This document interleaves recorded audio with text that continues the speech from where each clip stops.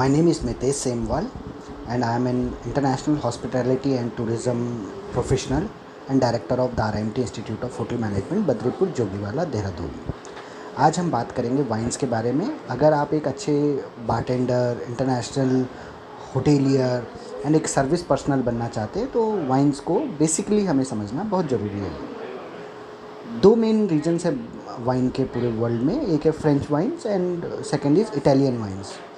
जो French wines हैं उनके जो मेन रीजन्स हैं उनको बोला जाता है बोर्डियू, बर्गंडी, शैम्पेन, लॉयर वैली, रोन। इनमें से जो शैम्पेन है ग्लोबली एक बहुत बड़ा ब्रांड है, मल्टी बिलियन डॉलर ब्रांड है जो फ्रांस के शैम्पेन रीजन से आता है। इटालियन वाइन्स अपने स्पेशल करैक्टरिस्टिक्स और क्वालिटीज़ के लिए जानी जाती हैं और इटली वर्ल्ड की फैशन कैपिटल भी है और pizza, pasta, bread, olives, risotto के लिए भी जानी जाती है।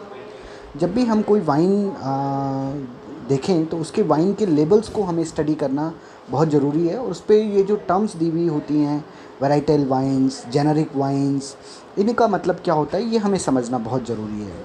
वाइन्स में ग्रेप्स की वैरायटी बहुत इंपॉर्टेंट रोल प्ले करती है।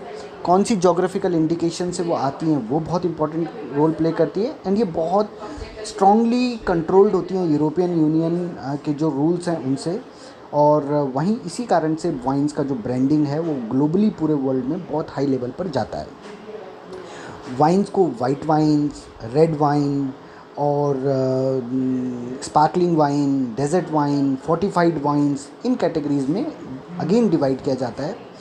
एंड अलग अलग इनके अल्कोहल लेवल होते हैं, अलग अलग फूड के साथ इनके कॉम्बिनेशंस समझने होते हैं और उसी आधार पे वाइन का कैरेक्टरिस्टिक्स बनाए जाते हैं। तो कोई आप इस पे फीडबैक देना चाहें तो दे सकते हैं। Thank you.